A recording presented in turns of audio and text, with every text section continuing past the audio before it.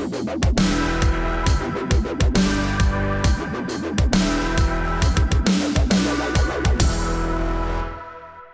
it's yet another slow news week here in the United States of America, ladies and gentlemen. And as you know, of course, something absolutely gigantic, monumental, and earth-shaking happened last week. So let's get to the bottom of that. Hi, everybody. I'm Bill Whittle here with Scott Ott. And the earth-shaking event that we're talking about is apparently something happened on Tuesday night that was so shocking and monumental that Steve Green stopped drinking just long enough for him to get completely sobered up.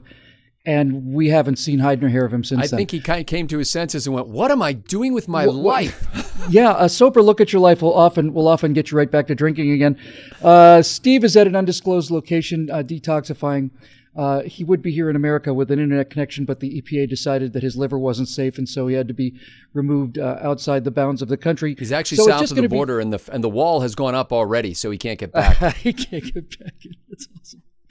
So, ladies and gentlemen, this is your right angle on the election thing that just happened. And we're just basically going to do this as kind of a conversation. Nobody can put a finger on the magnitude of this. We tried to come up with show ideas, and it's just no. So, and can I say this, Bill? Because I would have given all the money I have in the world. I would have given upwards of $75 to be with you on election night, just to watch your face, to hear what you had to say. And I'm sure you surrounded yourself with a cast of characters. But just like to kick this off, can you just kind of describe what that evening was like for you watching those returns come in? Well, as it turns out, you could have seen me on election night. I was over at Daily Wire doing, they asked me to come in and be a guest on their live, podcast of the elections. So I was kind of at anti-Trump headquarters, to be perfectly honest with you, Scott. And I got there a little bit late, and I was determined not to watch the early returns. You know, if you start watching it, 3:00 Pacific, Eastern time, it's like a root canal. Yeah. So I got there, I want to say around 5:30. By the time I got into the room, it was 6, which would have been 9:00 Eastern. And by the time I walked in, I could realize within a few minutes that Trump wasn't doing as badly as Romney had done. And after maybe 25, 30 minutes of watching these early returns start to come in, I realized that everything that felt wrong in 2012 was starting to feel right here. In 12, I watched the night come in, and I thought Romney should be way ahead here.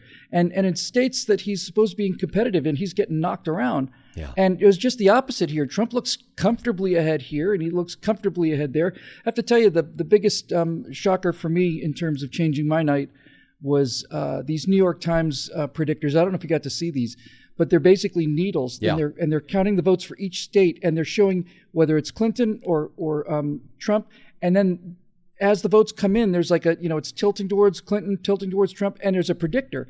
And Trump is what actually is funny about the night, Scotty, and maybe this is something to talk about too, is that if you look at the poll lines, it's like this. It's like, here's Clinton and here's Trump, and the night goes on, and like that. It's like, do not cross the streams, ladies and gentlemen, under no circumstances. The end of the evening was a mirror image of the early part of the evening, where Clinton had a 99% or 94% chance of winning. And I've said before, and I know you feel the same way, nothing would have surprised me in this election. Yeah. If she'd won 50, if he'd won 50, if it had been landed on the dime and had been 269. This year, nothing surprised me, and yet, I was stunned and delirious. Well, it was funny because I'm not technically savvy enough to follow the graphs and charts and the needles and all that kind of stuff. What I watched actually were the wrinkles on Bob Schieffer and Martha Raditz's faces, because awesome. As they turned in the opposite direction from early in the evening to later, literally Martha Raditz was getting choked up. Like, I thought at any moment she was just going to excuse herself and say she had to powder her nose, and Bob Schieffer would have been in the same room powdering his nose. And Schieffer was continually jumping in when other people were letting the truth slap them in the face like a dead fish. Schieffer kept saying, well, there are some places that are not yet in. There is one township in the south of Florida that is... we don't have to face reality yet. We'll just stave it off as long as we can. And it was like a morgue at CBS and ABC. Meanwhile, Fox, not that they were, I don't think Brett Baer and Megyn Kelly were rooting for anybody there, but they happened to capture the drama of the night and the excitement of the night. And Megyn Kelly and Donald Trump are not buddies or anything, but Megyn understood what was going on and saw this for the, tectonic plate shift, as you described it, that was happening. So there's a really upbeat feel, and it was like watching a football game on Fox, and you go over to CBS and ABC, and it was like another funeral as you watch the last of your buddies, just fading away. When you refer to Martha Raddatz being upset about Trump winning, that must be a different Martha Raddatz than the person they selected to be the completely unbiased moderator of the, oh yeah, what was it, the first debate? Yeah, because she doesn't have a horse in this race. That's right. They're objective pillars of journalism and so on. Oddly enough, the only guy who kept his wits about him on that, although he obviously showed his bias, was George Stephanopoulos. And I think Stephanopoulos has got that weird situation where, yeah, he's a Clinton hack. He worked in Bill Clinton's administration. He was his spokesperson, but he knows the Clintons. He does, and it wasn't like inside of elections. Yeah, it wasn't like a crushing thing for him to see them defeated.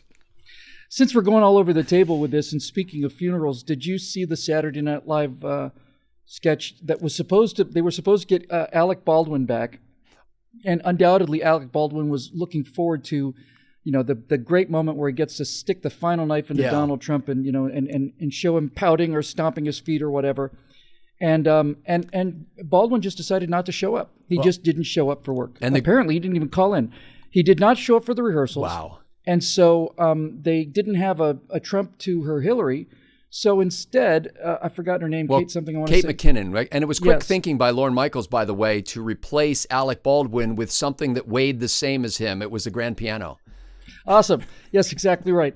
And by the way, what's his name? I went to school with him. The guy who does Sean Connery on Celebrity Jeopardy. He did a really good Trump. Daryl Hammond. Oh yeah. In any event, you watch this eulogy. It's just, here's the woman who played Hillary Clinton singing Hallelujah, and it's like Hillary Clinton was some cross between Martin Luther King and George Washington, who was taken away from us in our prime. And who always told the truth.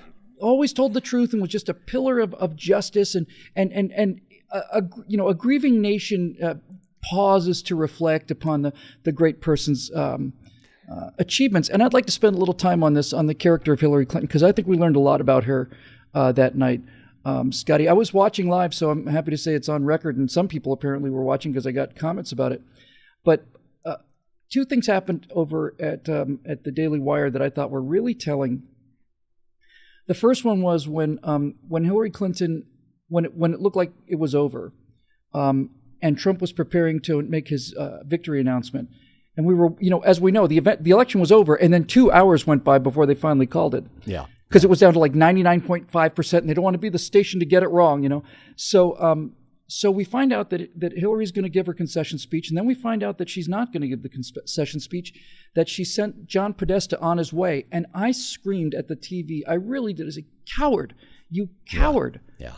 And then Podesta comes out there, and he does something cowardly and low and base, Well, as far as we're concerned, we're still counting the votes. We still think I have a good chance to win this. Everybody go home. We'll talk to you again in the morning, but we're still in the fight. And cowardice. Which was his way of saying, Hillary, I'm not doing your dirty work. Well, that's exactly right, isn't it? And I've said this before, but it really bears repeating, Scotty. That was all you need to know about Hillary Clinton in terms of her character. When you give a concession speech, you not only thank the people in the country who either voted for you or especially work for you.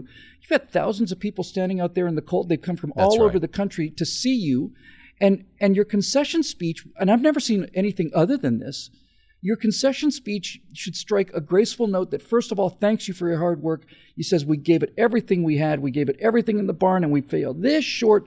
But that's the way it goes with elections. You win some, you lose some. And my friends, now is the time for us to join hands in unity and give the new president a chance to show himself. We've been through some tough battles, but we're all still Americans. And what it does, Scott, is it gives your followers a sense of emotional closure. Yeah. It gives them a sense of closure and an example to follow. Well, and her example was, I'm not coming out. I've heard stories today that she was Bill, yes, drunk I was going to say, to do that requires a certain level of lucidity that comes from sobriety. And I think maybe both of those were in short supply that night. I've heard she was throwing things, assaulting Podesta, assaulting Mook or whatever his name is, and we've heard FBI. That's a single source story, but yeah, there's actually it's a secondhand single source story from who was the guy who wrote the anti-Clinton Klein? book? Yeah, it's Klein, I think. But Okay. the problem with stories like that is they ring so true that even if they're not, do. you're going to go, well, yeah, that's likely. Fake but accurate. That's right, exactly. But that's exactly right. There have been multiple stories from different Secret Service agents about how vulgar and violent she is. But put all that aside for a minute, okay? That's your backstage persona. You have to have a public persona. You have to have a private persona. That's right. But put that aside. That is an indication of how selfish this woman is. And we are all pretty aware by now that I'm not a gigantic Lena Dunham fan at this point. No, I know it's coming as a complete shock. who knew? But Lena Dunham, I think during the night, tweeted out something like, "This is so unfair. She's worked so hard for us for so long." Number one, it's like it's her turn. Yeah. But that's not it. That's not the point I want to make, Scott. Has she? What has she done for so long? What has she done for women for so long? She was in the Senate for 4 years. She had a street named after her in a building or something, right? She didn't pass any legislation. All she did in the Middle East was get lots and lots and lots and lots of women killed and raped and assaulted and so on. And her campaign was one giant elect me because I'm a woman. But what has she actually done for women? She's a good fundraiser for Planned Parenthood. Well, there you go. Then that's something, certainly. But what she really did for women was leave thousands of them standing out in the cold. That's what she did. She left them standing in the cold. And this is supposed to be the example of the strong woman, as strong as any man and can take whatever a man dishes out. And she's so upset she can't stop crying, and she's so drunk that she can't stand up straight. Well, and it's funny because at the beginning of the evening, and now I all I saw was what the cameras were showing me, so I don't know what these venues really look like. But when they showed the event center, the Jacob Javits Center, where Hillary Clinton's celebration was going to be, it was this gigantic, cavernous, arena-like place with spectacular architecture and a glass ceiling that was, of course, going to be broken that night. And, all the huge crowd, almost as big as that mob that turned out for President Obama in Chicago when he came out. What an emotional high that was and everything. And then you looked at the shot, and Donald Trump's room looked like, they saved a little money on the ballroom at the Hilton. Yeah, strung a couple flags out there in a convention center. Yeah, exactly. And then to see as the night went on, all of a sudden you've got like 15,000 people sitting in stunned silence, listening to Wolf Blitzer's voice droning on from the big screens. There was a sense of, I felt sorry for the people. I didn't feel sorry for them until Hillary Clinton didn't show up. And then I actually genuinely felt sorry for these betrayed by the only one they really believed in. That's precisely right. And I wonder if any of it gets through, Scott. By the way, as you know, the Clinton celebration stage was shaped shaped like the United States of America, right? It had the continental U.S. form. I didn't even notice that. No, it's the entire continent of the United States, and there's Florida and all the rest. Wow. And I was watching these results and watching it quieter and quieter and quieter in there, and I just wanted to go in with a red hat, and when Florida was called, I wanted to go up to the stage with like a power saw, just go, take that off, and there goes Georgia, and she's standing in New Hampshire and Nevada, California. Well, I think if anything, I'm throughout the course of the year, and people who watch our show here know that I'm no fan of either candidate. But you can't help but tip your hat at somebody who does the unexpected, who succeeds where others have failed in the past, even if you don't care for his methods of doing so, or even some of the policies that he espoused. But I'm not one of those who. I think Hillary Clinton's just another scurvy politician. I don't think she's the worst politician who ever walked the face of the earth, but that's because I've had a lot of close-up contact with a lot of politicians.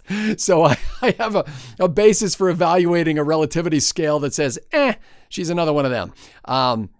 But you got to look at this, what Donald Trump has done.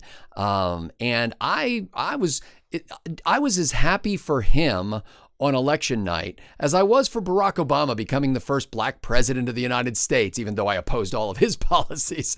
I just thought, Holy cow, look what he just did. Look what that Kellyanne Conway comes out of nowhere and it really just takes the bull by the horns. And to the extent that, I mean, when's the last time you saw Saturday Night Live doing extended parodies about candidate spokespeople?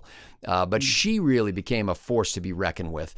She is very impressive. She's the kind of woman. Yeah, she's the kind of woman that Hillary Clinton should have advertised. Yeah, absolutely exactly. So, and if you look at that, you go, it's that words and deeds thing again. It's like Hillary Clinton deserved to be president because she was a woman. Kellyanne Conway won the election for Donald Trump in many ways. I mean, she ran that campaign as well as several other top lieutenants did, and deserves an equal share of the credit for doing that. She has actual accomplishments and deserves those plaudits. That's why she's a Republican. Well, ladies and gentlemen, that's the first part of our three-part episode on what happened during the election. Scott's going to be talking to us in the next one about the magnitude of the shift, and our members-only segment will be on what Donald Trump can actually realistically accomplish in the first 100 days. Sorry for the lack of structure. There is no structure out there. There's no way to find a storyline in this. It's just a giant romp. But I know our viewers, Bill, though. The whole time during this, they weren't complaining about the lack of structure. They were thinking, well, where's the part where I get to jump in and talk to Bill and Scott? Because they feel like they're here with us participating in the conversation.